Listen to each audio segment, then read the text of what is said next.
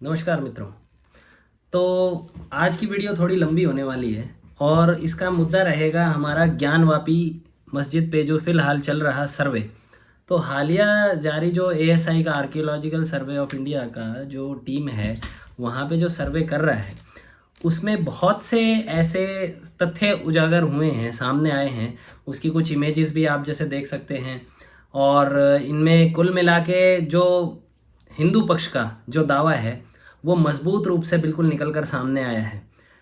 अभी इन सब चीज़ों को देखते हुए फिर से कुछ ये हमारे ओवैसी साहब और कुछ ऐसे मतलब ये नेता जो होते हैं ना, उनके फालतू के बयानबाजी सामने आने लग गए हैं कि ये तो ऐसा होगा तो धर्म की जो वर्शिप का जो एक्ट है उसके हिसाब से 1991 का जो वर्शिप एक्ट है, जो बाबरी मस्जिद जब विध्वंस हुई थी उसके जस्ट बाद में लेके आए थे, तो उसका हवाला देके कि भाई नहीं, अब धार्मिक किसी भी ढांचे के साथ कोई छेड़छाड़ नहीं होनी चाहिए और ऐसा होगा तो हर मुसलमान सड़क पे आ जाएगा, विरोध में सड़कों पे उतर आएंगे। बहुत से अपने जो आर्थिक अपना या राजनीतिक रोटी सेकना चाहते हैं ना, ऐसे काफ़ी नेता जो है ना वो इसमें पुछल्ले किस्म के वो उतरना चाहते हैं और देश का सौहार्द ख़त्म करना चाहते हैं।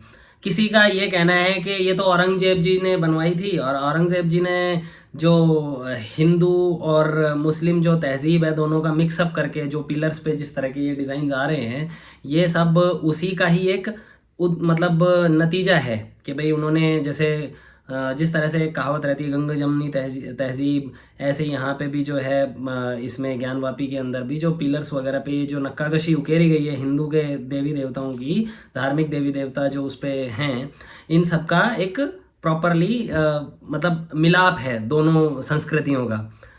ये एक किसी को भी किसी ने भी मैं आपके सामने ये बुक्स बताता हूँ, आप इनमें देख लीजिए।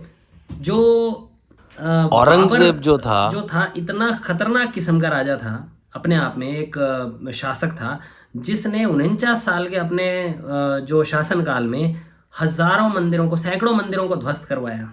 ठीक है जी। और उसका जो ये फरमान है स्पेशली इसको मंदिर को डिमोलिश करने का, जो उन्होंने बार बार हमारे जो विश्वनाथ जी का जो मंदिर है, काशी विश्वनाथ का जो मंदिर है, इसको डिमोलिश करने के लिए शाही फरमान जो जारी किया था, वो आज भी कलकत्ता की एशियाटिक जो लाइब्रेरी है उसके अंदर आज भी सुरक्षित रखा हुआ है। ये आप देख सकते हैं। ये और ये बात करते हैं कि भाई हिंदू और मुस्लिम जो है उनके उस समय में उन्होंने अपना मतलब संगम दिखाया एक तरह के सांस्कृतिक एकता का। औरंगजेब ने जबरन कितने लोगों का धर्म कन्वर्ट करवाया और उसकी धर्म कन्वर्जन करवाने की ज़बरदस्ती की क्या शर्तें होती थी मालूम है आपको? चौराहे पे बिठा के उनका जनेऊ उतार देते थे, उतरवा के गौ मांस खिलवाते थे उनसे। ये तो उनकी शर्तें होती थी। नहीं तो उनके बीवी बच्चों को मार देंगे या सरेआम कत्लेआम उनका कर देंगे। जिन्होंने डर के मारे कन्वर्जन कर लिया ठीक है, जो रह गए उनको या तो मार दिया जाता, और जो धनाढ्य थे उनको उनके ऊपर जजिया टैक्स लगाया। जजिया टैक्स जो आपको मालूम है कि आर्थिक रूप से अकबर ने हटाया था, अकबर ने हटा दिया था। आर्थिक रूप से किसी को अगर इस्लाम के सिवा दूसरे अपने धर्म की अगर प्रैक्टिस करनी है तो मुस्लिम शासकों के राज में उन्हें धार्मिक स्वतंत्रता नहीं होती थी। अगर वहाँ पे अपने धर्म के अपने अपने किसी मंदिर में जाना है, धार्मिक रूप से कोई क्रियाकलाप आप दूसरे धर्म को मानते हैं, तो उनके स्टेट में उनको टैक्स देना पड़ता था। उनके राज्य के अंदर उन्हें जजिया टैक्स देना पड़ता था। तो सोचो ये कैसा इस तरह के राजा, और ये एक तरफा मतलब आप कह रहे हो कि दोनों की तहजीबों को मिलाने वाली बात, बिल्कुल मतलब हिपोक्रेट लोग हैं ये, बदल बदल के अपनी बातें लेके आ रहे हैं। दूसरा ये कहते हैं कि भाई इतना जो इसका जो शासनकाल था उस दौरान में एक शकी मुश्ताक खान की किताब थी मासिर आई आलमगिरी, इसमें पूरे घटना का ब्यौरा है किस तरह से इस मंदिर को डेमोलिश किया गया। और आप ये एक इमेज देखिए, इसके अंदर आपको स्पष्ट रूप से दिखेगा, जो कि अब भी है जीवंत और पहले भी थी, जिसमें मंदिर के जो ढांचे की दीवार है जहाँ पे भोलेनाथ जी हैं, उनके ऊपर जो इन्होंने अपनी जो मस्जिद की दीवार उठाई है, ये क्लियर कट एक ये मैसेज कन्वे करने के लिए किया था कि भाई हमारे यहाँ पे कोई धार्मिक स्वतंत्रता नहीं है। जहाँ कोई मंदिर का अगर तामीरात किया जाएगा तो हम उसे ढा के उसकी दीवारों पर ही उठा डालेंगे। तो ये और ऐसा सब लेने के स्ट्रक्चर जो आप देखेंगे कि गुंबद का जो सर्वे हुआ है, उस गुंबद के नीचे एक ऑलरेडी मंदिर का गुंबद है, उसके बाद इन्होंने उसके ऊपर मस्जिद का गुंबद उठा रखा है। ये चीज़ें सामने आ रही है और कार्बन डेटिंग से लेके अभी तो बहुत सारी चीज़ें होंगी। प्रैक्टिकली जो कलर कुछ एक इनके जो ये देखिए आप देख सकते हैं क्या क्या टेक्नोलॉजीज है जिनसे ये पूरी तरह से तसल्ली करेंगे इसकी।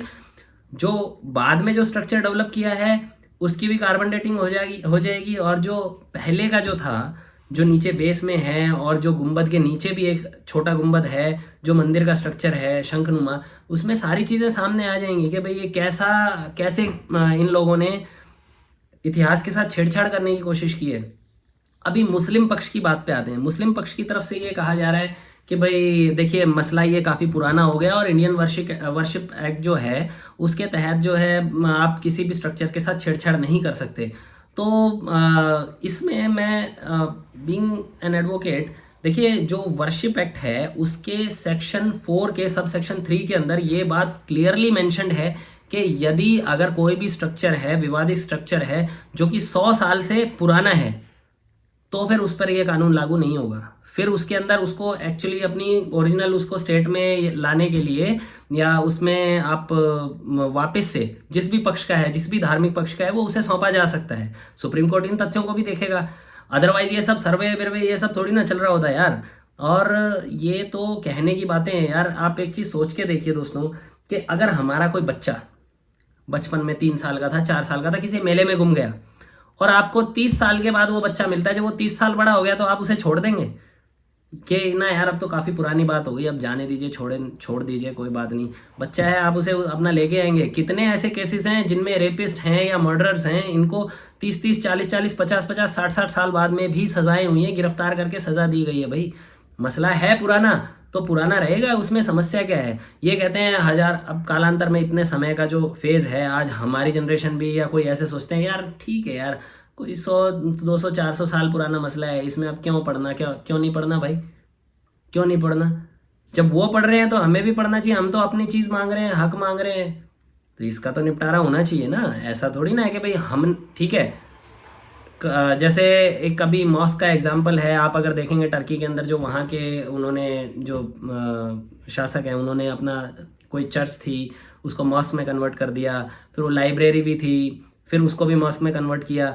ये सब चीज़ें तो चलती रहती हैं। अपने धर्म के हिसाब से सबको एक स्वतंत्रता है, जहाँ पे जिसका बाहुल्य है वो चलता है। लेकिन यहाँ पे हम ज़बरदस्ती मुस्लिम समाज की हम रेस्पेक्ट करते हैं। देखिए मुस्लिम समाज कितना खुले दिल से इन्होंने जब राम मंदिर का फैसला आया था स्वागत किया था। लेकिन जो तथाकथित ये झूठे नेता है ना, ये नकली नेता जो अपनी राजनीतिक रोटियां सेकते हैं, ये इतने हरामखोर हैं, इस देश का खाते हैं और इस देश के लोगों को ही भड़काते हैं, आपस में लड़वाते हैं। कहते हैं राम मंदिर का फैसला अगर मुस्लिम पक्ष में नहीं आया तो मतलब जो बाबरी मस्जिद का जो मामला चल रहा था, और अगर ये इस हिंदू पक्ष के उसमें जाता है तो मुस्लिम सड़क पे आ जाएगा, मारकाट मच जाएंगी। आर्टिकल 370 था, 370 से पहले ये सब ये चोर ये क्या बोल रहे थे, ये सब ये बोल रहे थे न्यूक्लियर पावर है पाकिस्तान, हिंदुस्तान, और पूरा कश्मीर जल उठेगा, ये हो जाएगा, वो हो जाएगा, आमने सामने वॉर्स हो जाएंगी, पूरा कश्मीर जल पड़ेगा। ये तो एक मतलब इसको हाथ लगा दोगे तो मतलब सब कुछ जल जाएगा, भारत में आतंक मच जाएगा।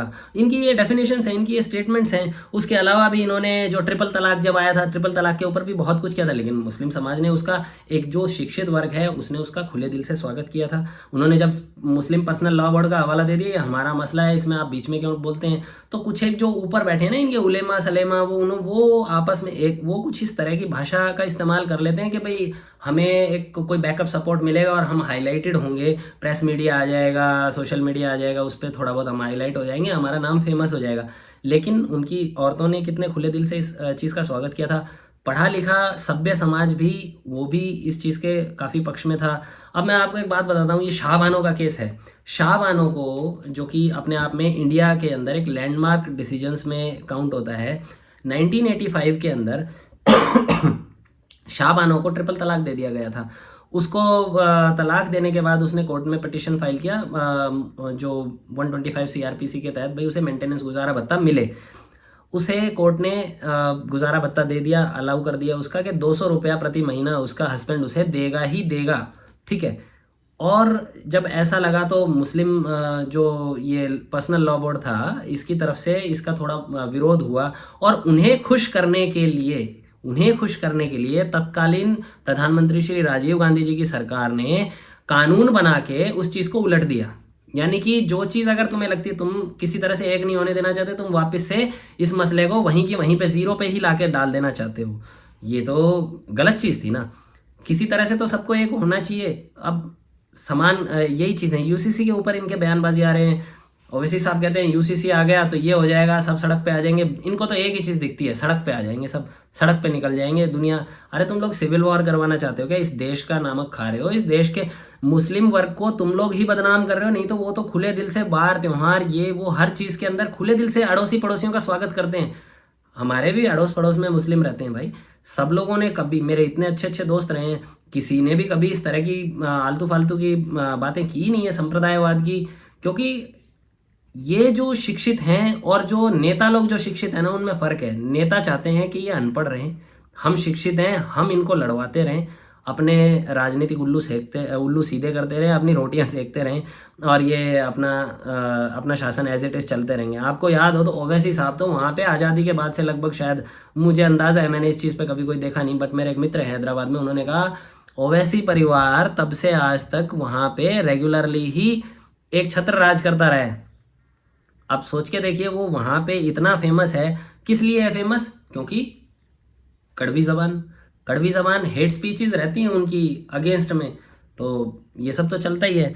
अभी इनमें क्या है कि औरंगज़ेब जो है, औरंगज़ेब ने ये मंदिर तुड़वाया था, और बाबा विश्वनाथ का जो ये नंदी जी हैं, ये कब से इंतज़ार कर रहे हैं। देखिए, जो ज्ञानवापी परिसर है ये बना था, इसके अंदर शिवलिंग था, वो मंदिर था जो काशी विश्वनाथ का। अब उसके अपोजिट साइड में उसका जो प्रांगण है, ये परिसर है, मंदिर से सटा हुआ बैक साइड में, तो नंदी जी बैठे हैं। अब सोचने की बात है, कोई देख, नई जनरेशन के जो लोग हैं वो ऐसा देखते हैं कि यार नंदी जी हमेशा शिव जी की तरफ मुख करके रखते हैं, वो बाहर मतलब पीठ करके कैसे बैठे हैं? पीठ नहीं करके बैठे, जहाँ पे वो वजू खाना बना रखा है वहाँ पे वो ये शिव जी हैं, साक्षात शिवलिंग है वहाँ पे। खैर, जिसको जो पूरे विश्व की जिन्होंने संरचना कर रखी है भगवान शिव शंकर ने, उन्हें कोई क्या डिमोलिश कर सकता है? आज नहीं तो कल तो सामने आना ही था। और जो इतिहासकार है उन्हें इस चीज़ का मालूम है, उन्होंने इस बात को क्लियरली सामने लेके आ गए। अब सर्वे हो गया तो अब मुस्लिम पक्ष की नींद उड़ी हुई है। तो सच्चाई की कभी भी छुपाए नहीं छुपती है, सामने आती है। कालांतर में कुछ इतिहासकारों ने, कुछ नकली इतिहासकार ऐसे भी बनाए गए, कांग्रेस की तरफ से रखे गए कि किसी तरह से हम सभी वर्ग को खुश रख सकें और बहुवर्ग जो है वो दबा के रख सकें उनको, या किसी तरह से कोई भी बात उजाड़ ना हो। देखिए, अभी तो मथुरा में श्री कृष्ण जन्मस्थली है, उसका भी मसला चल रहा है। जो अगर किसी धर्म विशेष की अगर कोई चीज़ है, और पहले के किन्हीं राजाओं महाराजाओं ने आपसी रंजिशन अपने धर्म का प्रचार प्रसार या अपने राज्य का प्रचार प्रसार करने के लिए किसी की धार्मिक उस जनजाति का उस समय में उनको आहत किया हो, उनके कोई मतलब उनके मंदिर थे या जो भी धार्मिक प्रस्थान थे, जितने भी धार्मिक स्थान थे, उनको स्थलों को तोड़ फोड़ के अगर उस पर कुछ बनाया, तो वो आज की तारीख में पुरानी गलती की हुई को आज सुधारने में क्या आपत्ति है भाई? तो यही मेरी आपसे इस मैटर के ऊपर कुछ मेरे पास जो दिमाग में कुछ बिंदु आए थे वो मैंने आपसे डिस्कस किए। यदि आपको कुछ लगता है इसमें कुछ एडिशन करने की, या फिर कहीं मैं कुछ गलत हूँ, शायद हो सकता है। देखिए, इतना समय पुराना मसला है, उसमें हिस्टोरियंस का कुछ मिस्टेक्स हैं या कुछ मेरे कंसेप्ट में कोई कमी है तो मुझे बिल्कुल बताइएगा। मैं आपका दोस्त एडवोकेट आशुतोष शर्मा हमेशा आपके लिए हाजिर। और अगर वीडियो अच्छी लगे तो लाइक, सब्सक्राइब और कमेंट करके ज़रूर बताइएगा। कुछ अगर सवालात हों दिल में तो वो भी ज़रूर बताइएगा। नमस्कार।